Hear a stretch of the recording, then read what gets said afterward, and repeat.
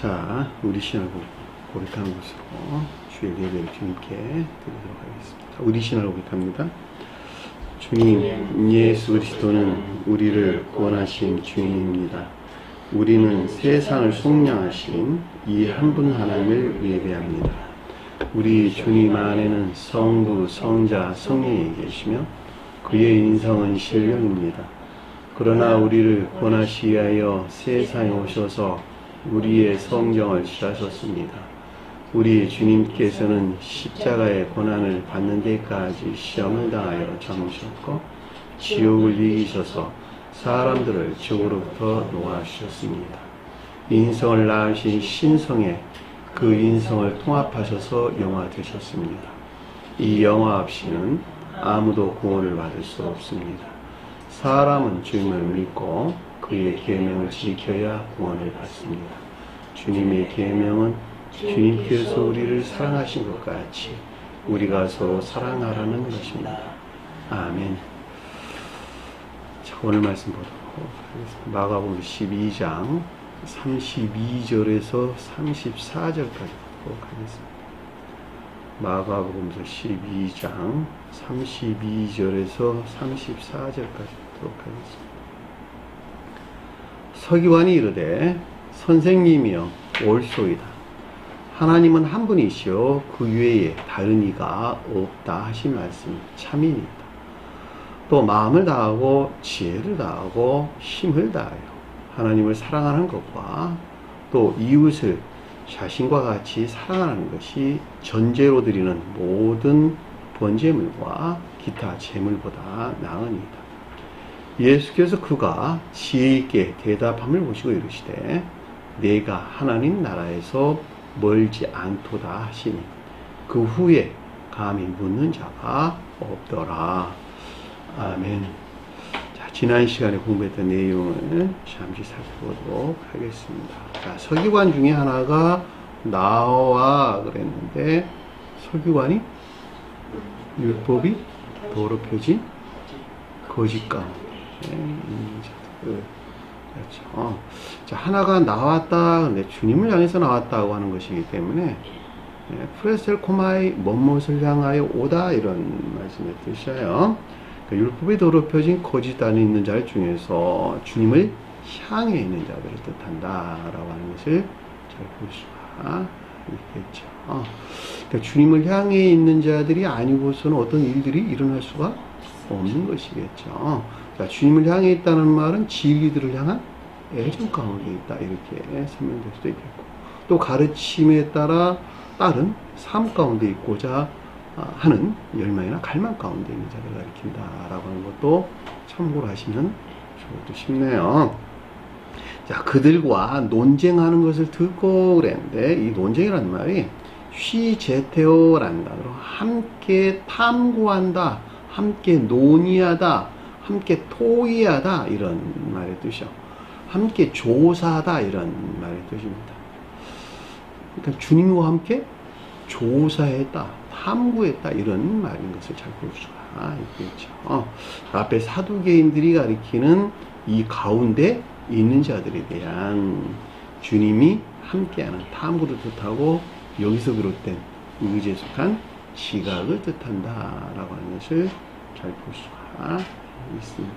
자, 그에게 대답을 잘 하는 것을 알아보고 그랬는데 그들에게 대답을 잘한다 그랬는데 대답이란 말이 분별이나 판단을 뜻한다라고 하는 것을 잘 볼 수가 있겠죠. 자, 알아본다, 오이다라는 말인데 이 말이 지각이나 인지를 뜻하고 에이돈이라고 하는 보다라는 말은 내적인 지각을 가리킨다라고 하는 잘 볼 수가 있습니다. 그러니까 주님에게서 비롯된 앞서 설명한 사두개인들과 선생님으로서 주님과의 관계에서 일어난 이 가운데 있는 것들에 대한 올바른 분별이나 판단을 뜻하고 여기서 비롯된 지각이나 인지 또는 내적인 지각을 뜻한다라고 하는 것을 알 수가 있습니다. 그에게 묻되 자, 주님에게서 말미암는 에페로타오 의문에서 비롯된 탐구가 있는 것을 뜻한다라고 하는 것을 잘 볼 수가 있겠죠. 자, 모든 계명 중에 첫째 계명이 어떤 종류이니까 어떤 방식으로 존재하는 것입니까? 이런 말의 뜻이네요. 계명이란 말은 무슨 말일까? 신령 율법을 가리킨다 라고 하는 것을 잘 볼 수가 있겠고, 또 신령 율법이라고 말하든 성언이라고 말하든 또 신령 진리하는 것들이라고 말하든 다 동일한 말씀이 뜻이겠죠. 자, 신령 율법에 속한 진수가 뭘까? 십계명. 그렇죠. 신령 율법에 속한 진수가 십계명이요. 십계명에 속한 두 본령이 있었죠. 이것이 뭐였었죠? 천지의 한 분 하나님으로서 오직 주님만을 시할 것과, 또 하나는 성언의 가르침에 일치된 삶. 왜 성언의 가르침에 일치된 삶 가운데 있어야 되는 것이죠? 신령 인성에 속한 모든 것들이 어디에 새겨져 있으니까? 성언에 새겨져 있기 때문에 그렇다라고 하는 것을 잘 볼 수가 있겠죠. 자, 신령 인성에 속한 두 성질은 뭘까? 신령 선과 신령 진리. 그렇죠. 신령 선과 신령 진리가 주님의 두 이름이죠. 두 이름이고, 여기서 파생된 선에서부터는, 신령 선으로부터는 사랑에 속한 모든 선들이 파생됐고, 신령 진리로부터는 인에 속한 모든 진리 안에 있는 것들이 파생됐다라고 하는 것을 잘 볼 수가 있겠죠.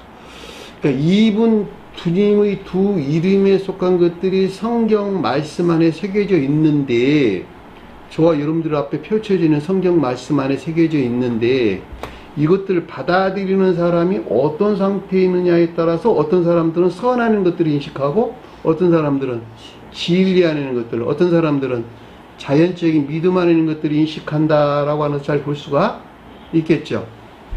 오늘날에는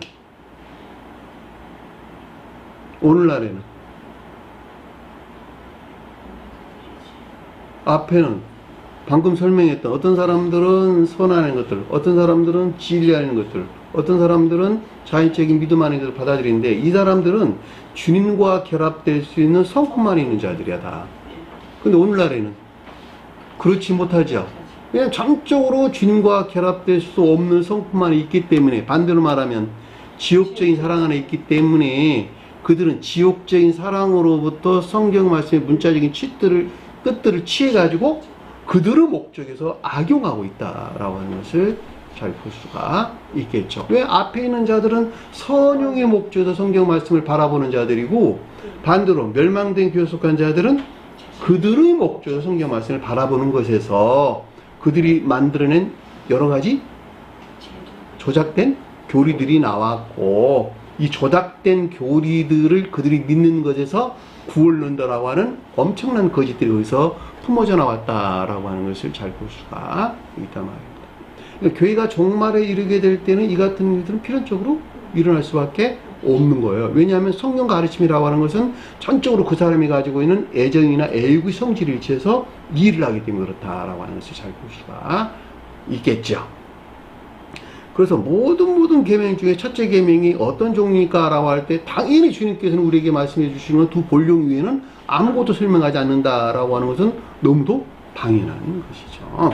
자, 신령성과 신령 진리 측면에서 최종적으로 그 목적 안에 있는 온 신령 율법에 속한 근본이 되는 명령, 본령이 무엇이냐라고 하는 것을 잘 볼 수가 있겠죠. 29절에 보니까 이에 예수께서 그에게 대답하되 그랬는데, 예수가 신령 천적인 존재로서 주님을 속도에 쓰는 신령 진리 안에 계시는 신령 영적인 존재로서 주님에게서 비롯된 분별이나 판단이 있다. 선과 진리 측면에서 분별이나 판단, 명확한 분별이나 판단이 있었다라고 하는 것을 잘 볼 수가 있겠죠. 모든 계명 중에 첫째는 이것이니, 신령 율법에 속한 근본이 되는 명령은 이것이니, 이런 말이겠네요. 최종적으로 저와 여러분들이 주고자 하는 그 목적 안에 있는 것은 이것이니, 이란 말의 뜻으로도 잘 알 수가 있겠네요. 이스라엘아 들어라. 영적인 믿음하는 자는 반드시 청종해야 된다는 거예요. 듣고 순종이나 복종 가운데 있어야 된다라고 하는 것을 잘 볼 수가 있겠죠. 주곧 우리 하나님은 한 분주이시라. 신령 율법으로서 주님께서는 오직 처음부터 계신 천지의 한 분 하나님으로서 주님을 가리킨다라고 하는 것을 잘 볼 수가 있겠죠. 이분에 대한 시인이 있어야 된다는 거예요. 먼저는. 십계명에서 오직 한 분 하나님만 시인하라 그랬잖아. 그렇죠? 하늘, 땅 아래로나 하늘 위로나 땅 위로나 그 어떤 우상도 선배서는 안 된다고 우리에게 설명해 주셨다는 말이에요. 오직 한 분 주님만이 시인해야 된다라고 하는 것을 잘 볼 수가 있습니다. 그러니까 이분 주님으로만부터 생명이 나오죠.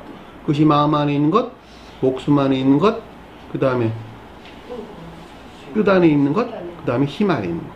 이것들이 오직 이분 주님으로만부터 수용된, 이것들이 일으키는 수용된 생명 안에 있어야 된다는 거예요. 저와 여러분들은 반드시. 그쵸? 그 생명이 뭐였었죠? 사랑에 속한 선한 삶. 또 하나는 인애에 속한 선한 삶인 것을 잘 볼 수가 있겠죠. 그 가르침에 대한 내용이 지금 마음을 다하고라는 뜻인 것을 잘 볼 수가 있는데, 첫 번째 나오는 말이, 마음을 다한다는 말이 카르디아라는 말이에요. 천지의 한 분 하나님이신 주님의 신령율법으로부터 어디에? 의지 영역에 새겼다. 의지 영역에 새겼다는 말은 본연의 의지에서 중생한 자들이다, 이런 말의 뜻이요. 그들은 가르침을 생각으로 받는 것이 아니라 바로 마음으로부터 영접해서 바로 실천한다. 마음으로부터 영접해서 생각은 그걸 도와. 무슨 말 아시겠어요? 어떤 사람들은 생각으로 받아서 옳고 그른지를 판단을 해야 돼. 이거 옳은 것이네? 가르침이 어디로 들어왔을까? 지식으로 들어왔어. 지식으로 들어오는 것을 내가 합리적으로 이해했어. 맞지. 하나님이 이래야지. 맞지. 그래 놔놓고 그럼 내가 실천해야지. 그때 이해에 속한 것들을 마음에서 가져와 실천한다. 이거 영적인 사람 그러는 거예요. 천적인 사람들은 듣는 그 순간에 그것이 맞는지 틀린지 즉각적으로 알아. 그거 가지고 생명으로부터. 그러니까 판단을 하지 않는다, 이런 뜻이요. 그러니까 곧바로 실천해. 그렇죠. 그러니까 저와 여러분들이 옳다 그르다고 판단하는 것만큼 사실 아까운 데 있는 자들이 되는 거야. 왜냐면 그만큼 순수한 데서 멀어져 있는 것이니까. 마음을 당한단 말이 무슨 뜻인가라고 하는 것을 잘 볼 수가 있습니다. 의지 열게 새겨진 거룩한 선 안에는 속사람을 뜻한다라고 하는 것을 잘 볼 수가 있겠고, 내 목숨을 다한다. 근데 이 목숨이란 말에 푸시케라고 하는 겉사람을 일컫는 말씀의 뜻이에요. 자, 이 속사람을 섬기는 이 손에 속한 진리하는 겉사람을 가리킨다라고 하는 것을 잘 볼 수가 있겠죠. 영적인 사람들은 겉사람을 섬기는 기억치. 이 기억치가 목숨이라는 말의 뜻이요. 그러니까 막사람이 겉사람인데 영적인 사람들은 이 기억자가 있다는 말의 뜻이라는 말이죠. 그렇죠? 그러니까 천적인 사람들이 의지 영역에서 중생하는데 영적인 사람들은 이해라는 영역에서 본연의 고유 속성은 그대로 있는데 이해라는 영역에서 새로운 마음을 넣어둔 데 새로운 속사람이다, 이런 말의 뜻이에요. 내 뜻을 사하고 라는 뜻이, 뜻이란 말이 디아노이아라는 낱말에 깊은 사고다, 이런 뜻이요. 그러니까는 속사람과 겉사람 안에 있는 이 생명에 속한 것들에게 지혜에 속한 지각 안에 있는 것. 영적인 사람들은 총명에 속한 지각 또는 이해나 사상 또는 이것들에 속한 지식 안에 있는 상태. 그것을, 그 뜻을 다한다라는 뜻인 것을 잘 볼 수가 있습니다. 여기서 다하다라는 말은 홀로스라는 말로 전부라는 뜻이, 전부, 생명이 전부 그 가운데 있다, 이런 말의 뜻이, 전체, 전부, 온, 이런 말의 뜻이. 이해되셨나요? 자, 힘을 다하여. 힘이란 말이 이스큐스라는 말인데 어떤 능력을 가리키는 말이 아니라 그 생명체를 지니고 있는 힘, 이런 뜻이요. 저와 여러분들에게 앞에서 언급되고 있는 마음과 목숨과 뜻이라고 하는 것이 한 몸으로 있는데 이 가운데 있는 생명을 지니고 있다, 이런, 지니고 있는 힘, 능력, 이런 뜻이요. 당연히 그 가운데서 살겠네요. 힘을 다한다는 말이 전자 이 가운데 있는 진리가 그 자체로 생명, 즉 선에 속한 능력 안에 있는 것으로 내적으로나 외적으로 모든 것들이 이 천적인 생명 안에 있는 것을 뜻한다라고 하는 것을 잘 볼 수가 있겠죠. 주 너희 하나님을 사랑하신 것이다. 네. 주님의 신령 율법에서 말미암는 천지의 한 분 하나님이신 주님을 예배하는 이런 말이겠네요. 주님을 예배하는 사랑에 속한 선한 삶 가운데 있는 것을 뜻한다라고 하는 것을 잘 볼 수가 있습니다. 이 사랑에 속한 선한 삶으로부터 주님, 삶 가운데 있는 자가 주님을 예배한다라는 말의 뜻은 보이지 않는 주님을 어떻게 예배해? 그래 안 그래? 보이는 주님을 예배하는 거예요. 보이는 주님이 누굴까? 선한 이웃. 선한 이웃을 섬기는 사랑에 속한 선한 삶 가운데 있는 자. 이인에 속한 선한 삶도 마찬가지예요. 이인에 속한 선한 삶도 이웃을 섬기는 행위 안에 있는 기쁨이나 즐거움이나 다른 것을 뜻하지 않는다라고 하는 것을 잘 볼 수가 있습니다. 이것이 첫째 계명이라 최종적으로 이 생명 안에 있게 하는 것이 주님의 실형 율법에 속한 두 본력 근본이 되는 명령이란다라고 하는 것을 잘 볼 수가 있겠죠. 자, 31절에 보니까 둘째는 이와 닮은 것이니 이와 같은데 라는 말은 이와 닮았다 이런 말의 뜻이에요. 자, 이들은 앞에 공부한 것들에 대해서 본연의 의지가 아니라 이해의 영역에서, 그리고 속사람을 섬기는 겉사람이 아니라 속사람을 섬기는 겉사람에 속한 기역지 안에서, 또 하나는 지혜에 속한 지각이 아니라 총명에 속한 지각이나 또는 이 가운데 있는 지혜나 총명에 속한 지식들 또는 사상 안에 있는 것들, 그렇죠. 자, 힘을 다한다는 말은 이 진리에 속한 능력 안에 있는 것으로 내적으로 외적으로 모든 것들이 영적인 생명 안에 있는 것을 뜻한다라고 하는 것을 잘 볼 수가 있습니다. 천적인 사람들이 가지고 있는 지혜의 빛과 영적인 사람들이 가지고 있는 총명의 빛은 얼마큼 차이가 난다? 얼마큼 차이가 난다? 햇빛과 달빛만큼이나 차이가 난다. 이해되시나요? 햇빛으로부터는 대낮같이 밝어, 달빛으로부터는 밝음이 있으나 그만큼 매우 불영명한 어둠과 무엇에 대해서? 천국에 속한 것들 또는 교회에 속한 것들에 대해서. 이해되셨나요? 그러니까는 결국 교만해서는 안 되겠네요. 제가 여러분들에게 자주 설명한 것 같이 내가 여러분들에게 가리키는 것은 마치 햇빛에서 무질적인 사물을 보는 것 같이 영적인 사물을 보고 그 가운데 있는 여러분들에게 말하는 것이야 라고 할 때 어떤 상태를 내가 여러분들에게 설명하고 있는 것인지 잘 알 수 있는 것이죠. 그렇죠? 만약 그와 같은 상태가 되지 않으면 말할 수가 없어. 스웨덴부리 사도께서는 천적 영적인 사람들이 그걸 가리키는 거야 이렇게 설명을 한다는 말이죠. 다시 말하면 진리가 천적인 진리 안에 있다 이런 말의 뜻이야. 이 천적 영적인 사람들의 속성이란 말이야. 또는 천적 함적인 사람들 이렇게 설명을 하는 것인데 그들은 영적인 진리 안에 있지 아니하고 천적인 진리 안에 있다 이런 뜻이야.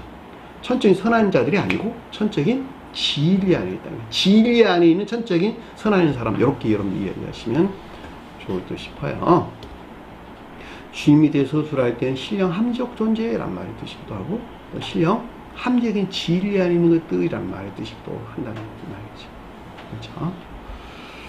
나중에 그 계도에 대해서 여러분들이 좀 곰곰이 생각해 보면 어떻게 그 등차가 정리되는가라고 하는 것을 나중에 좀 더 명확하게 이해될 수가 있을 것입니다. 내 이웃을 내 자신과 같이 사랑하시는 것이라. 그 자신이 주님에게서 비롯된 이 영적인 생명 안에 있는 것 같이 이 가운데 있게 할 목적에서 영적인 이웃을 섬기는 인애에 속한 선한 삶 가운데 있어야 하는 것을 뜻한다라고 하는 것을 잘 볼 수가 있습니다. 여러분들이 반드시 기억해야 할 것은 제가 여러분들에게 자주 설명한 것 같이 이웃을 섬기는 시작은 뭐라고? 자연법을 잘 지키는 것이다. 자연법을 잘 지키는 것을 넘어서 윤리적이고 도덕적인 삶 가운데 사는 것이다. 사람답게 산다 이런 말이에요. 자, 그것들 위에다가 신령 율법이라고 하는 주님의 법에서 만나는 영적인 선한 삶을 살 수 있는데, 그 영적인 선한 삶이라고 하는 주님에게서 두 생명이 뭐라고? 사랑에 속한 선한 삶이요, 등에 속한 선한 삶이다라고 하는 것을 잘 볼 수가 있습니다. 결과적으로 중생한 영적인 사람들은 이 생명, 주님의 두 본령이 주는 이 천계적인 생명과 결합된 윤리적이고 또 자연적인 법도 잘 지키는 이것들이 한 몸 안에서 사는 이 세상에서 구원받은 자, 중생한 자들을 가리킨다라고 하는 것을 잘 볼 수가 있습니다. 대부분의 사람들은 하나님 믿는다고 다 무시해요. 가정도 막 파괴하고 그래요. 그러면 안 돼요. 오이키아란 말 많이 쓰는데 이게 뭐라고? 주님의 나라라는 말, 나라.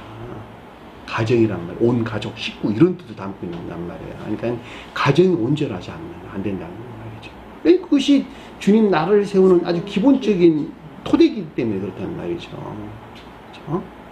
한 가정을 온전히 반드시 세워야 된다는 것을 잘 볼 수가 있습니다. 이것의 다른 더 큰 계명은 뭐라고? 없다라고 하는 주님의 신령 율법에서 모든 가르침, 앞서 설명한 두 본령, 즉 오직 천지의 한 분 나누심이 주님에서 파생돼 이 천적인 사랑에 관한 선한 삶과 영적인 이인에 속한 선한 삶에 대해서 어떤다고? 교훈하고 있다라고 하는 것을 잘 볼 수가 있습니다.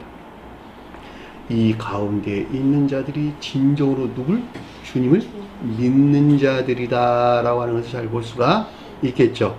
여기를 떠나가지고는 주님 믿는 자들이 아니에요. 초기에 중생하기 이전에 그는 믿음은 뭡니까? 라고 말할 때 그건 뭐예요? 교리에 대한 합리적인 믿음이 합리적인 믿음. 이해되셨나요? 그걸 베드로라고 불렀다. 마지막 중생한 자의 믿음은 지혜나 총명에 속한 믿음이다. 그 사람이 주님에게서 온 사랑이나 인애 안에 있는 지혜나 총명에 속한 믿음 안에 있다. 베드로야 그리 나누고 나중에 시몬 베드로, 베드로 빡 빼버리고 시몬아 이렇게 불렀어. 그들이 누구예요? 그러면 결과적으로 진정으로 주님을 믿는 사랑이나 인애에 속한 지혜나 총명 안에 있는 믿음을 가리킨다라고 하는 것을 잘 볼 수가 있단 말이에요. 저와 여러분이 반드시 진정으로 주님을 향한 믿음 안에 있어야 되겠네요.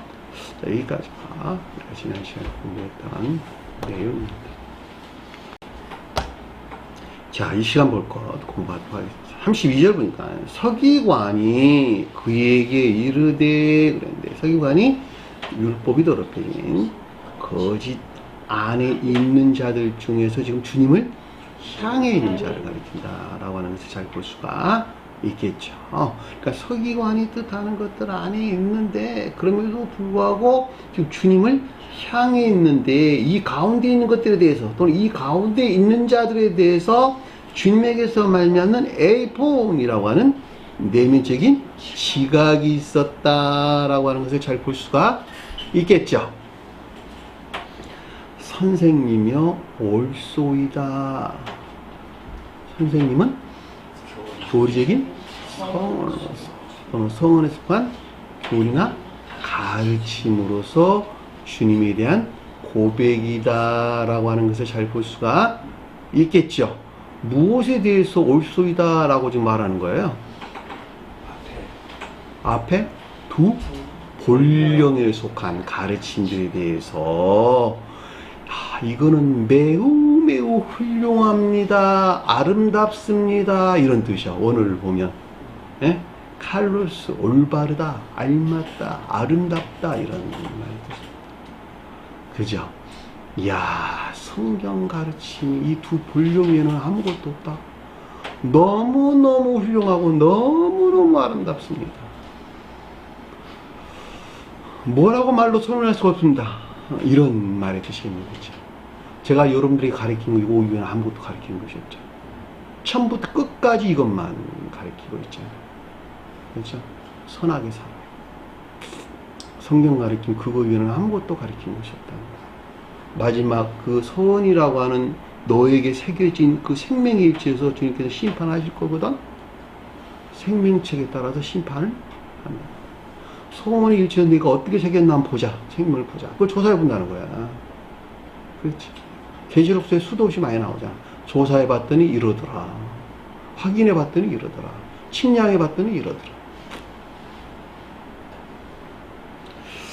그래서 옳소이다. 두 본령에 속한 이 같은 가르침은 너무 훌륭하다라고 하는 것을 잘 볼 수가 있습니다. 그리고 자기 입으로 반복하는 거예요. 말해보면 하나님은 한 분이시라. 말하고 말하신 것은 진리니이다. 말하고 말하신 것은 진리니이다. 에이폰 두 번 반복해서 우리에게 설명해 주는 것으로 오직 천지의 한 분 하나님이신 주님에 대한 시인으로 여기서 파생된 두 본령에 속한 모든 선들이나 진리들이 비롯된 신령 근원에 대한 신령 진리에 대한 깊은 내면적인 지각에서 비롯된 것으로 이것은 참된이다. 이것은 참된 말씀입니다. 라는 뜻인 것을 잘 볼 수가 있겠죠. 진리다는 말은 참되다. 라는 뜻인 것을 잘 볼 수가 있습니다. 그 외에 다른 이가 없다 하신 말씀은 참이니이다. 그분 외에 다른 이가 없나이다. 그분 외에는 다른 이가 없나이다. 앞서 설명한 신령 율법에 속한 두 본령은 오직 한 분 하나님이신 누구? 주님에게서 비롯되었다는 고백을 뜻한다 라고 하는 것을 잘 볼 수가 있겠죠. 그러니까 설령 서기관이 가리키는 상태에 있다 할지라도 이들이 주님을 향해 있고 이 같은 고백 가운데 있는 자들은 구원받을 수 있을까 없을까? 있습니다. 아래에 뭐 있다고 말했잖아. 하느님 나라가 멀지? 안 아프다라고 말하고 있잖아. 구원받을 수 있다는 거야 다. 이들도. 왜 바리새인들이 빠지고 서기관들이 영입된지 잘 알 수 있겠죠. 33절 보니까 또 마음을 다하고 지혜를 다하고 목숨이란 말이 빠졌네. 목숨을 다하고 힘을 다하여 앞에 목숨이라는 단어가 빠졌네요. 번역에서 앞에 공부했죠. 마음을 다하고 모든 진리들이 천지 한 분 하나신 주님의 신령 율법으로서 어디에? 천적인 사람들은 의지 영역에, 영적인 사람들은 이해의 영역에 새겨진 거룩한 선 안에 있는 속 사람을 가리킨다라고 하는 것을 잘 볼 수가 있겠죠. 지혜를 다했다 이 말인데 이게 시네시스란다. 시네시스. 주님이 함께한 데서 오는 통찰력이란 뜻이에요. 주님이 함께하는 데서 오는 통찰력이란 뜻이에요. 너가 주님을 향한 사랑 안에 있어서 이 사랑에서 나온 통찰력 또는 이해력 이런 말의 뜻이에요. 함께 파악하다. 함께 이해하다. 주님이 함께 있는 데서 나왔다 이런 말의 뜻이에요. 너가 잘나서 나온 게 아니고 주님이 함께한 데서 이해했고 함께한 데서 파악했고 함께한 데서 집중했고 함께한 데서 깨달았다 이런 말의 뜻이에요. 자기 총명에서 고백했다 이런 말이 아니라 그 말이 마음을 다하고 지혜를 다하고 라는 뜻이에요. 신령 율법으로부터 의지나 이해의 연역에 새겨진 거룩한 선한 속사람과 여기서 비롯된 이 선들이나 진리에 속한 것들에 대한 지각 안에 있는 것을 뜻한다 라고 하는 것을 잘 볼 수가 있습니다. 주님이 함께하지 않으면 잘 몰라요. 자기 교만, 자기 총명에서 그 어떤 것들을 고백하게 되는데 그건 전부 다 광기나 망상 안에 있게 된다라고 하는 것을 잘 볼 수가 있습니다. 목숨을 다하고 힘을 다하여 그래. 목숨이란 말이 아까 우리 공부한 것 같이 겉사람에 속한 생명이에요. 전자의 이 의지나 이해의 영역에서 여기에 새겨진 거룩한 선 안에 있는 속사람을 섬기는 이런 말이겠네요. 얘는 겉사람이 그걸 섬기는 것이니까 속사람을 섬기는 선에 속한 진리 안에 있는 겉사람이나 또는 기억지를 가리킨다라고 하는 것을 잘 볼 수가 있겠죠. 천적인 사람들은 겉사람이 속사람을 섬기고 영적인 사람들은 기억지가 겉사람을 섬기는 것에서 겉사람 안에 있는 새로운 의지를, 새로운 속사람을 섬기는 거예요. 등치가 완전 달라요. 겉사람이나 또는 기억지. 그리고 이 가운데 있는 힘이란 말은 이 가운데 있는 모든 선들이나 진리들에 속한 능력 안에 있는 천계적인 두 생명을 가리킨다라고 하는 것을 잘 볼 수가 있습니다. 이 힘이란 말이 이스키스라는 말, 아까 공부한 내용이에요. 생명체를 지니고 있는 힘, 능력, 이런 말의 뜻입니다. 앞에 공부한 다 내용이야. 이건 내가 하나로 묶은 거야. 천체인 사람과 영적인 사람들을 하나로 묶고 여러분들에게 설명을 하고 있는 거예요. 다른 것이 아니고 다 같은 말이에요. 하나님을 사랑한다 그랬는데 하나님은 나 빠졌어. 그래서 그를 사랑하는 것과 이런 뜻입니다. 천지의 한 분 하나님으로서 주님을 예배하는 천개적인 사랑이나 인애에 속한 선한 삶을 뜻한다 라고 하는 것을 잘 볼 수가 있겠죠. 또 이웃을 자신과 같이 사랑하라는 것이니, 사랑하는 것이니, 자, 그 자신이 주님에게서 비롯된 이 천적이고 영적인 생명 안에 있는 것 같이 이 가운데 있게 할 목적에서 영적인 이웃을 섬기고 종노릇하는 사랑이나 이인에 속한 선한 삶 가운데 있는 것을 뜻한다라고 하는 것을 잘 볼 수가 있습니다. 자, 성경 말씀에서 일반적으로 섬기다라고 하는 믿음이 선 안에 있는 자들, 종노릇한다라는 말은 믿음이 진리 안에 있는 자들입니다. 주님께서 우리에게 말씀해 주셨어요. 예수께서 제자들을 불러 이르시되 이방인들의 집권자들이 그들을 임의로 주관하고 그 고관들이 그들에게 권세를 부리는 줄을 너희가 알거니와. 그럼 뭔 말일까? 이방인들은 뭔 말일까? 교회 밖에 속한 자들. 무슨 말인지. 저와 여러분들 안에 있는 뭐야? 교회 밖에 이방인들, 우상숭배적인 악 가운데 있는 것들이 나를 주관했다 이런 말이야. 나를 주관하고 있다 이런 말이야. 내가 교회 안에 있으니까 저 교회 밖에 불교에 속한 자들이 아니면 저기 어디 무슨 뭐 다른 어떤 신들이 믿는 사람들이 나를 주관한다 이런 말이 아니라고. 내와 저와 여러분들 안에 있는 이방인들이야. 교회 밖에 이방인들이라고. 아셨어요? 겉사람의 고유 속성에 속한 우상숭배적인 것들. 그것들이 나를 임의로 주관하고 있어. 고관들은 으뜸된 것들. 그렇죠. 그들이 내 안에서 권세를 부리는 줄 알거니와. 그랬죠. 권세를 그들이 부르고 있다는 거야. 그거 아주 명확하게 다 보여요. 이야, 저 사람은 이방인들이 그 자신을 주관하고 있네. 그리고 5만 가지 망상이나 광기하는 것들을 털어놔. 이야기를 하고 있어. 그리고 주님을 사랑한대. 주님을 예배한대. 너희 중에는 그렇지 아니하나니. 누구? 제자들은 그렇지 아니하. 이 가운데 있지 아니하다는 거야. 너희 중에 누구든지 크고자 하는 자는 너희를 섬기는 자가 돼. 어디 있어야 된다? 사랑에 속한 선한 삶 가운데 있어야 되고, 너희 중 누구든지 으뜸이 되고자 하는 너 어떻게 된다? 너희의 종이 종노릇 해야. 인에 속한 선한 삶 가운데 있어야 돼. 그렇게 가르쳐 주셨잖아 주님께서.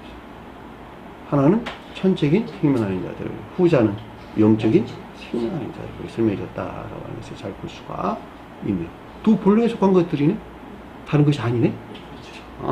너희 중에 큰 자는 너희를 섬기는 자가 되어야 하리라.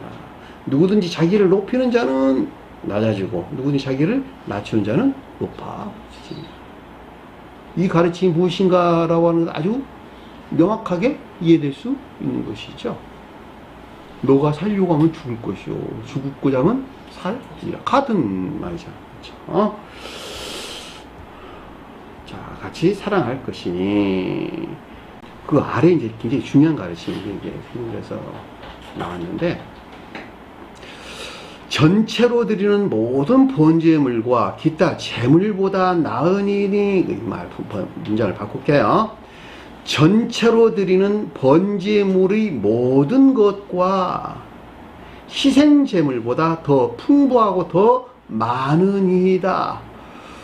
두 본령에 속한 것들을 섬기고 이 가운데 있는 것들을 섬기고 종노릇하는 것이 전체로 드러나는 번제물의 모든 것들과 희생제물보다 더 풍부하고 더 많은 일이다.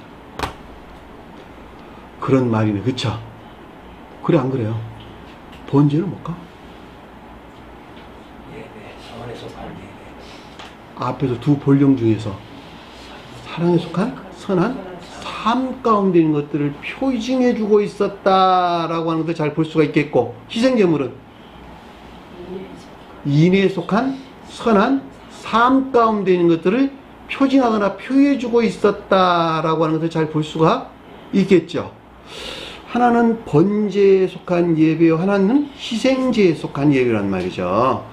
어린 양이나 양들이나 순양이나 암염소나 순염소나 또는 황소나 또는 불간소나 이런 것들을 다 잡았단 말이에요. 비둘기 같은 거, 산비둘기나 집비둘기나 또 비둘기 새끼들을 잡아가지고 어떤 데는 불로 태워서 드렸고 어떤 데는 희생제를 드렸단 말이에요. 물로 삶아서 드렸단 말이죠. 그렇죠? 그러니까 번제로 드렸다는 말은 여기서 말할 때 전체 드리는 번제라는 말은 주님과의 뭐라? 완전한 결합. 내가 진리가 선 안에 있을 때 주님과 한 몸 되는 것이겠죠. 그렇죠? 그것이 번제란 말이에요. 앞에 우리가 공부했던 두 본령 중에 사랑에 속한 선한 삶 가운데 있는 자들이 번제를 드린다라는 말의 뜻이고, 인애에 속한 선한 삶 가운데 있는 자들이 희생제를 드린다 이런 말의 뜻이요. 자, 짐승들을 도살했다. 아까 제가 설명드렸던 어린 양이나 암양이나 순양이나 무슨 뭐 암염소나 순염소나 기타 등등의 제물들, 제단에 바칠 제물들을 도살했다라는 말의 뜻은 그것들의 측면에서 반대에 있는 것들을 분리, 배척, 도살, 정화한 데에서 비롯된 이것들이 표징하는 주님을 향한 예배를 가리켰다라고 하는 것을 잘 볼 수가 있단 말입니다. 이 같은 이유에서 모세가 이스라엘 백성들에게 율법을 준 거야. 너희들은 번제를 드려야 되거든, 희생제물을 드려야 되거든, 이란 말의 뜻인 것이 무엇인가를 잘 볼 수가 있겠죠. 이들은 결코 이 가운데 있지를 않았기 때문에 너희들은 이 율법을 잘 지키는 것에서 주님을 향한 예배 안에 있는 것으로 여겨줄게. 왜냐하니까 그 드리는 번제라는 행위 안에 뭐가 깃들어 있어서 천계가 깃들어져 있기 때문에, 천사들이 그 가운데 함께 했기 때문에 주님께서는 반드시 지킬 것을, 모세는 지킬 것을 명령했다라고 하는 것을 잘 볼 수가 있단 말입니다. 그런데 교회가 멸망한 야곱의 후손들은로 표징되는 유대교에 속한 자들이 이걸 알았을까 몰랐을까?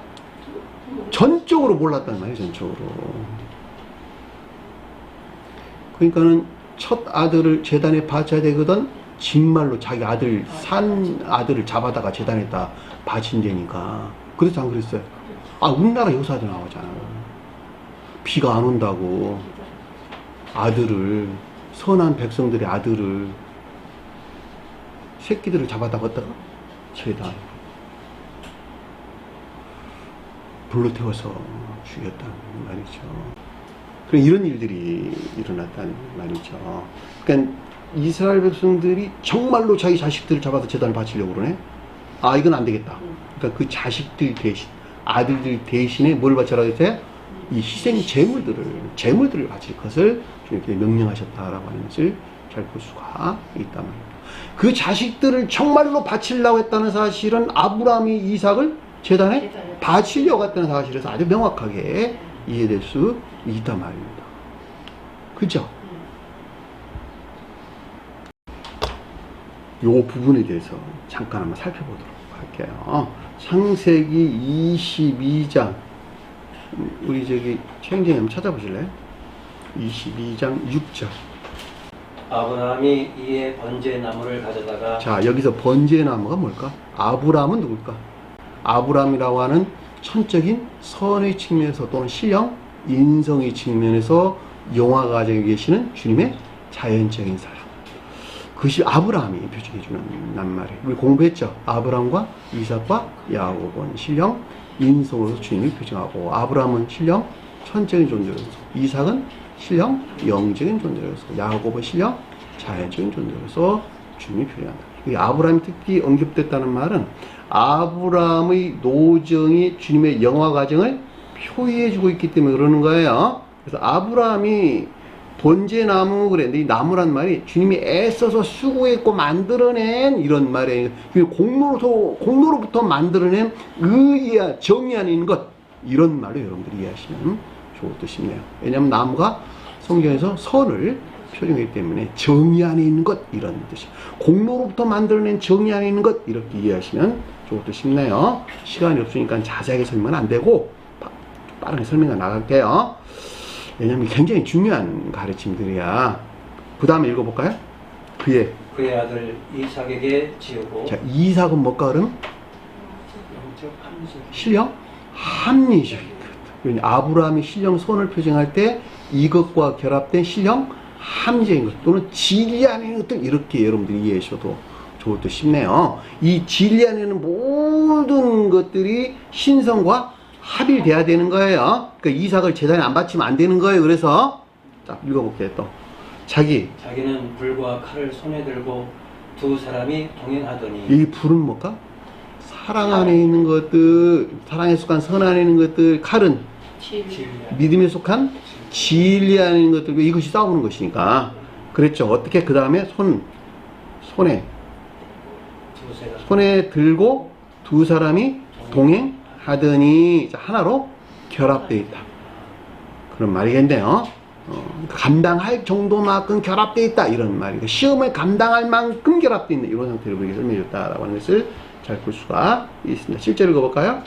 이삭이 그 아버지 아브라함에게 말하여 이르되 내 아버지요 하니, 그가 이르되 읽어보세요. 내 아들아 내가 여기 있노라.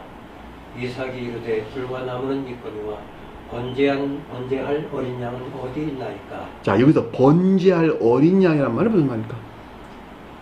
번제할 어린 양. 사람에 속한 성원으로서. 자, 앞 하나 더 읽어볼게요. 그 말을 이해하려면 8절까지 읽어볼게요. 아브라함이 이르되 내 아들아 번제할 어린 양은 하나님이 자기를 위하여 친히 준비하시리라. 자, 여기서 어린 양은 가장 높은 뜻에서 신령 인성으로서 주님을 가리키고, 또 다른 말로 표현하면 성원으로서 주님을 가리키는 말의 뜻으로 반드시 주님께서 영화되어야만 되는 것이죠. 그렇죠. 그리고 이것을 저와 여러분들에게 가져오면 영화 대신 어린 양으로부터 준비되어야 될 악과 거짓들의 정화를 통해서 구원받아야 될 인류를 가리킨다라고 하는 것을 잘 볼 수가 있단 말입니다. 이해되셨나요? 그러니까 어린 양이라고 하는 성품을 가지고 있는 구원받을 인류, 그거를 뭐라고 말하냐 그랬더니 하나님이 자기를 위하여 친히 준비하시라는 뜻인 것을 잘 볼 수가 있단 말입니다. 아마 최영재님이 복음서 지금 교정을 보시면서 야곱에 대해서 두 가지로 설명돼서 나오는 거 볼 수 있죠. 하나는 신령 자연적인 존재로서 주님을 가리키고, 또 하나는 신령 자연적인 존재로서 구원받아야 될 자연적인 믿음 안에 있는 자들을 표징해 준다. 제가 설명드렸죠. 그 내용 똑같아요. 이것도 어린 양도 같은 낱말로 이해될 수 있단 말이에요. 신령 인성으로 주님을 가리키는 말의 뜻이고, 또 속되게 가져올 때는 어린 양이라고 가리키는 순수한 믿음 아닌 자들의 구원받을 인류에 대한 설명인 것을 우리는 잘 볼 수가 있단 말입니다. 또 읽어볼까요? 9절에 하나님이 그에게 일러 주신 곳에 이른지라. 이에 아브라함이 그곳에 제단을 쌓고. 제단을 쌓는다는 말은 무슨 말일까? 신령 인성에 속한 예배를 위한 것을 뜻한다라고 하는 것을 잘 볼 수가 있겠죠. 그 다음에 나무를 버려놓고. 자, 의의 공로 앞에 공부했어요. 또 그의 아들 이삭을 결박하여 제단 나무 위에 놓고. 자, 이삭을 결박하여 제단 나무 위에 놓았다는 말은 무슨 말일까? 마지막 시험. 마지막 시험을 담당하는 신령 합리적인 상태. 자기 아들을 갖다가 결박을 해가지고 제단 위에 놓았다는 말은 마지막 극도의 최후의 시험의 상태를 우리에게 설명해 줬다라고 하는 것을 잘 볼 수가 있겠죠. 10절 읽어볼까요? 손을 내밀어 칼을 잡고 그 아들을 잡으려 하니. 자, 이게 지금 마지막 최종적인 마지막 최고의 시험이네요. 또 여호와의 사자가 하늘로부터 그를 불러 이르되. 이 말은 무슨 말일까? 여호와의 사자는 누굴까? 신령 존재의 측면에서 주님 자신을 일컫는다라고 하는 것을 잘 볼 수가 있겠죠. 불렀다는 말은 이분 주님에게서 비롯된 어떤 위로가 있었겠네요. 또 읽어볼까요? 아브라함아 아브라함아 하시는지라. 아브라함이 이르되 내가 여기 있나이다 하매 사자가 이르시되 그 아이에게 네 손을 대지 말라. 그에게 아무 일도 하지 말라. 내가 내 아들 내 독자라도 아끼지 아니하였으니 내가 이제야 내가 하나님을 경외하는 줄을 안다. 그렇죠. 자, 여기서 보면 내 독자까지도 네게 아끼지 아니하였으니 라는 말은 독자가 가리키는 유일한 신령 진리하는 것들이 신성과 합일된 상태를 가리킨다라고 하는 것을 잘 볼 수가 있겠죠. 이거 아끼지 않았다는 말이 뜻이기 때문에 이 합일된 자는 어떻게 했어요? 이제 내가 내 하나님을 경외하는 줄 아노라. 마지막 인성이 신성과 합일된 기름 부음을 받은 신령 인성하는 상태. 주님께서 영화되신 상태를 우리에게 표징해 주고 있다라고 하는 것을 잘 볼 수가 있겠죠. 이삭을 아브라함이 낳은 아들이야 라고 이해를 한다면 이 가르침들을 알 수가 없어. 예? 아브라함은 속사람 안에 있는 주님 자신을 가리키고 이삭은 겉사람 안에 있는 주님 자신이야. 진리하는 주님 자신이라고. 아브라함이 가리키는 속사람과 반드시 진리 안에 있는 이삭은 하나가 돼야 되는 거예요. 왜냐하면 신령 진리에 대해서 이삭이 지금 시험을 겪고 있는 것이니까 결과적으로 그러니까 반드시 이삭을 제단에다가 바쳐야 되는 거예요. 이런 일이 일어나지 않으면 인성 신성과 합일될 수 없어요. 진리 안에 있는 저와 겉사람이 살죠. 그렇죠? 겉사람이 진리 안에 산단 말이에요. 이 진리 안에 사는 나는 반드시 주님에게서 주입된 거룩한 선에 활착돼야 돼요. 이것이 제단에다가 바치는 일이야. 이게 무슨 말인지 아시겠어요? 주님도 그러셨다니까. 13절 읽어볼게요. 아브라함이 눈을 들어 살펴본 즉 한 수양이 뒤에 있는데. 자, 여기서 순양이 어린 양을 바쳐라 준비된 어린 뼈 그랬더니 순양이라고 떴어. 지금 무슨 말일까? 순양은 뭘까? 어린 양이 아니고 순양이 준비됐을까? 진리에 대한 대정 안에 있는. 순양이 뭘까? 어린 양은 신령 손으로서 주님을 표징하고 순양은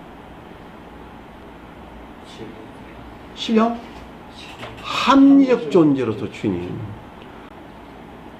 순서예요. 어린 양, 암양, 순양. 어린 양은 천적인 지고한 순진무. 그리고 암양은 천적인 선 안에 있는 것들. 순양은 영적, 내적인 선 안에 있는 것들. 천적인 합리적인 것들. 천적인 외적인 것들. 등치가 같은 것들이야. 나 머리로 보면 머리와 몸통인데 목 주위에도 위쪽 부분들을 순양, 아래쪽 부분들을 몸통과 가까이 있는 것들을 뭐라고? 암염소. 영적 암염소는 영적인 것들, 영적인 선 안에 있는 것들. 순염소는 영적 외적인 믿음 안에 있는 것들. 황소는 자연적인 것들. 이 같은 이유에서 순양이 언급되는데 주님에 대해서 서술할 때 순양은 신령 합리적 존재를 주님이 표징하고 순양이 가리키는 것들을 구원할, 순양이 가리키는 영적인 믿음 아닌 자들을 구원할 이런 말이겠죠. 신령 영적인 존재로서 주님을 가리켜서 여기서 순양이란 말로 언급돼서 나오는 것을 잘 볼 수가 있단 말입니다. 뭐라 그랬어요? 순양이 뒤에 있는데 뿔이 어디 걸려있다? 수풀에 걸려 있는지라. 이 수풀에 걸렸다는 말이 자연적인 지식들하고 얽혀 있다 이런 뜻이요. 속뜻에서 순양이 가리키는 영적인 믿음 안에 있는 자들이 이 믿음 안에 있는 진리들이 자연적인 지식들에서 취한 것들과 뒤섞여 있더라, 엉켜 있더라 이런 말의 뜻이요. 이 가운데 있는 자들을 구원할 순양으로서 주님이라고, 신령 함식 존재로서 주님이라고. 그러니까 순양이 두 가지를 내포하고 있다라고 하는 것을 잘 볼 수가 있겠죠. 하나는 주님에 대해서, 속도에서는 이분 주님으로부터 구원받아야 할 순양에 대해서 우리 가르침을 줬다라고 하는 것을 잘 볼 수가 있습니다. 아브라함이 가서 순양을 가져다가 아들 대신하여 번제를 드렸더라. 정화를 통한 예배, 천적인 예배. 가장 높은 데서는 주님이 인성의 신성과 합일된 주님의 영화. 또 다른 표현은 진리하는 모든 것들이 신성에 속한 기름 부음을 받은 신령 선에 속한 신령 진리하는 주님을 표징하거나 표해주고 있다라고 하는 것을 잘 볼 수가 있다 말입니다. 이것이 번제가 주는 가르침이에요. 번제가. 그럼 희생제에 대해서는 앞에서 우리가 잠깐 말씀드린 것 같이 믿음에 속한 진리들에서 비롯된 인에 속한 예배. 자, 제단이란 말이 신령선으로서 주님을 가리키기 때문에 신령선으로서 주님을 향한 영적인 인에 속한 선한 삶 가운데 있는 자들, 이것이 곧 희생, 제물을 우리에게 표징해 줬다라고 하는 것을 잘 볼 수가 있겠죠. 자, 도사라는 짐승들은 그것들의 측면에서 정화된 주님을 향한 예배를 가리킨다라고 하는 것을 잘 볼 수가 있습니다. 시간이 없으니까 제가 대충 읽으면서 여러분들이 설명을 드리도록 할게요. 자, 창세기 46장 1절에 이스라엘의 모든 소유를 이끌고 떠나 브엘세바에 이르러 그의 아버지 이삭의 하나님께 뭘 드렸다? 희생제를 드렸다. 이삭의 하나님이 누굴까? 신령 합리적 존재로서, 또는 다른 표현은 신령 영적인 존재로서 주님을 가리킵니다. 이스라엘이 뭐니까? 영적인 교회에 속한 자. 우리 공부하고 내용들이야 다. 출애굽기 12장 27절에 너희는 이르기를 이는 여호와의 유월절 희생제라. 제사라. 희생제라. 유월절이 뭘까? 아버지부터의 정화. 유월절이 뭘까?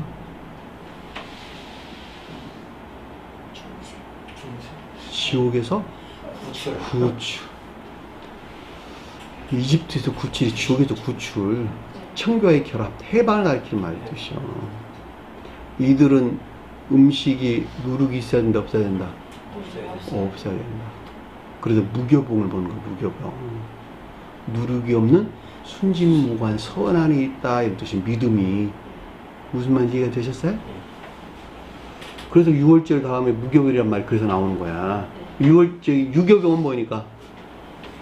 거짓들이 뒤섞여 있는 상태를 가리키는 말이 뜻이죠. 중생 중에는 유교병을 드리라고 그랬고 중생 후에는 무교병을 드리라 이렇게 설명했다는 말이죠. 성경 말씀에서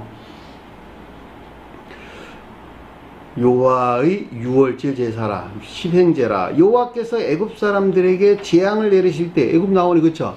애굽이 뭐니까? 이집트? 주님께 재앙을 내렸다?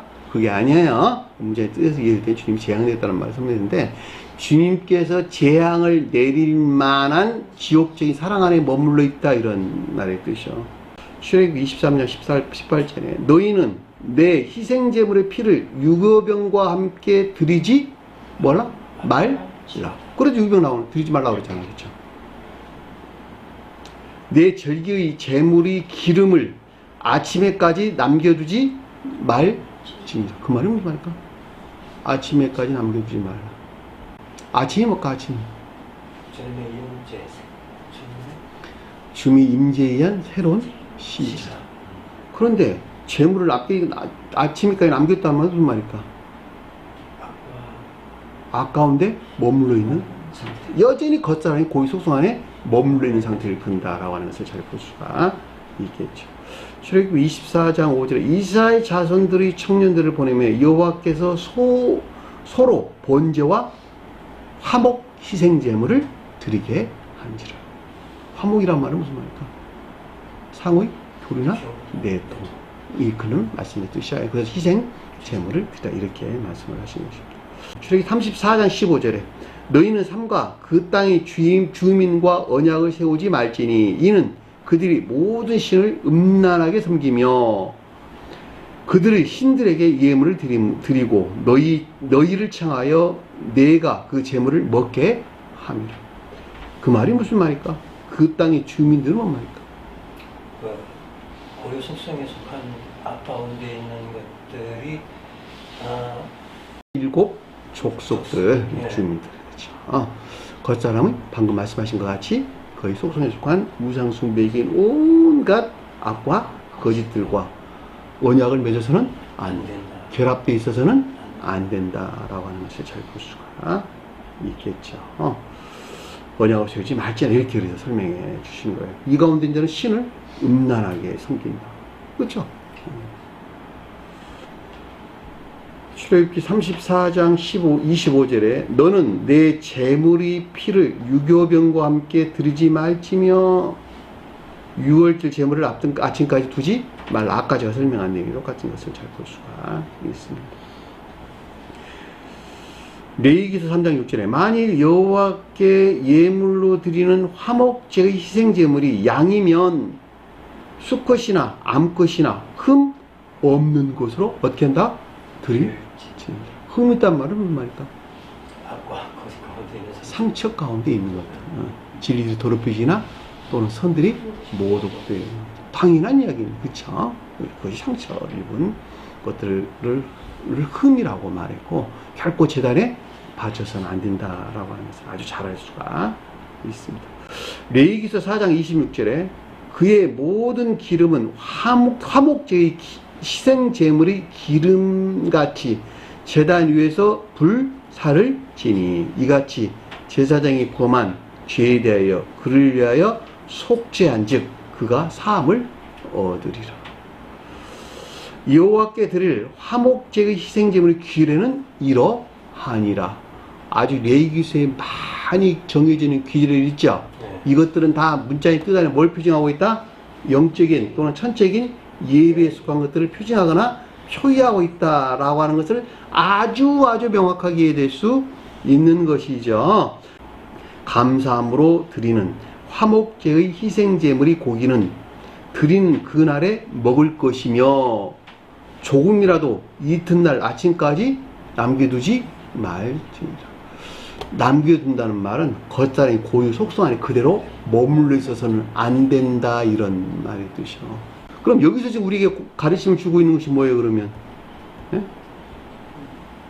전체로 드리는 번제물의 모든 것과 희생제물보다 더 풍부하고 더 많으니이다. 뭐가? 신령? 율법에 속한 두 본령을 지키고 행하는 것이 이 번제에 속한 것들, 희생제물에 속한 모든 것들이 이 가운데 있는 것들을 표징하거나 표의하고 있다라고 하는 것을 잘 볼 수가 있다 말입니다. 이 같은 의미에서 주님께서는 오셔서 율법을 폐한 거야. 그래놓고 뭐라 그랬어요? 율법을 온전하게 하려 합니다. 율법이라는 것은 다 이것들을 표징하거나 표의하고 있는 것이거든. 이렇게 너희들이 주님을 향한 두 본령에 속한 예배 안에 있는 것이 율법을 완전하게 하는 거야 라고 하는 가르침을 우리에게 주신 것을 잘 볼 수가 있겠죠. 34절 보니까 예수께서 지혜 있게 대답하는 그를 보시고 그랬는데 예수는 신령 천적인 존재로서 속도에서는 신령 진리 안에 계신 신령 영적인 존재로 주님을 가리킨다라고 하는 것을 잘 볼 수가 있겠고, 지혜 있게 라는 말의 뜻은 마음에 있는 사려 깊은 이런 뜻입니다. 생각해서 말했다 말하지 아니하고 심중에서 고백했다 이런 말의 뜻이요. 무슨 말 아시겠어요? 눈의 코스라는 뜻이에요. 눈의 코스. 생각해서 그냥 툭 말한 것이 아니고 마음 깊은 심중에서 우러나와서 이 말을 고백했거든요 라고 할 때 여기서 누네코스라는 말을 썼다 이런 말이 뜻이고, 저와 여러분들의 생각에서 고백해서는 안 된다 이런 말이고, 마음 깊은 곳에서 앞에 가르침에 속한 것들에 대해서 고백을 했다. 아, 이것이 진리네 그러고 이것이 참된 것이네 그러고 고백했다 이런 말이에요. 그리고 여기서 나온 분별이나 판단이 있었고, 글을 보셨다는 말은 주님에게서 주님을 향해 있는 자들에 대한 내적인 지각을 뜻한다라고 하는 것을 저희 볼 수가 있습니다. 그러니까 풀어 설명하면 글을 향해 있는 서기관들, 즉 율법이 더럽혀진 거짓 안에 있는 자들 중에서 주님을 향해 있는 자들에 대한 내적인 지각을 뜻한다라고 하는 것을 잘 볼 수가 있겠죠. 그에게 이르시되, 이 가운데 있는 자에 대한 내면적인 지각을 뜻합니다. 내 하나님 나라에서 멀지 않도다 하시니, 그런데 하나님 나라로부터 멀리 있지 아니하도다. 아니, 하나님 나라와 가깝다 이렇게 말하지 않냐고 멀리 있지 아니하다 왜 이렇게 표현을 했을까?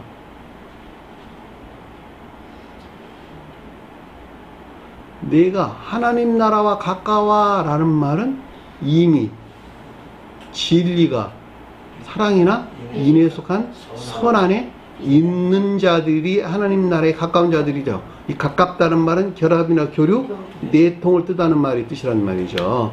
그러니까 이 말을 그래서 안 쓴 거야. 멀리 있지 아니하다. 가까이 있을 수 있다. 거꾸로 말하면 가까이 있을 수 있느냐 이런 말이 되잖아.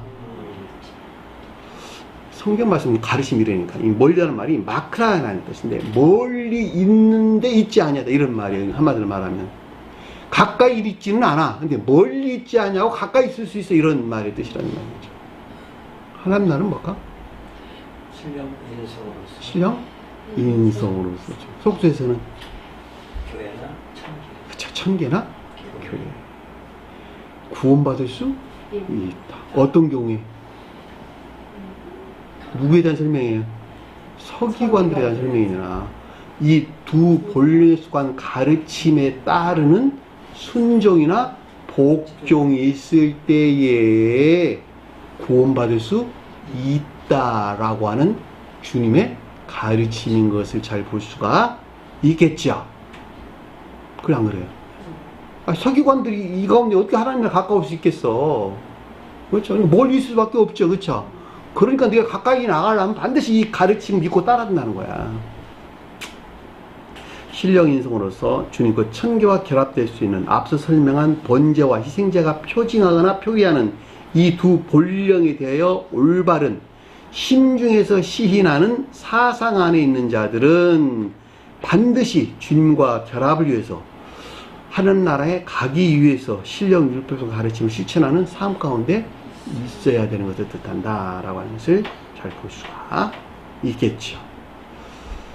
그 후에 감히 묻는 자가 없더라 그랬는데, 아무도 그에게 감히 묻는 자가 없더라. 무슨 말일까? 이 신령 율법에 속한 가르침에 대하여 더 이상 의문이 없는 확정.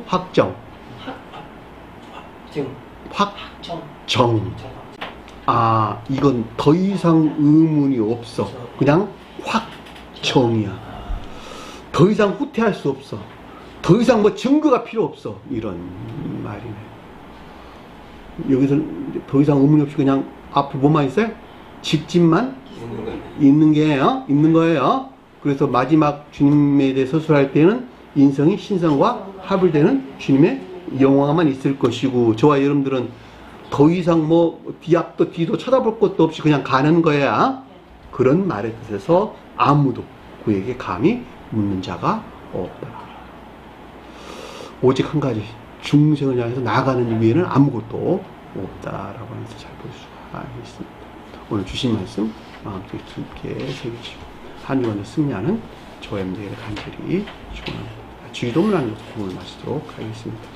하늘에 계신 우리 아버지, 이름을 거룩히 여김을 받으시오며 나라의 마옵시며 뜻이 하늘에서 것 같이 땅에서도 이루어지니라. 오늘날 우리에게 용할 양식을 주옵시고 우리가 우리에게 죄진 자를 사하여 줄 것 같이 우리 죄를 사하여 주옵시고 우리를 시험에 들게 하지 마옵시며 다만 악에서 구하옵소서. 나라와 권세와 영광이 아버지께 영원히 쌓옵나이다. 아멘.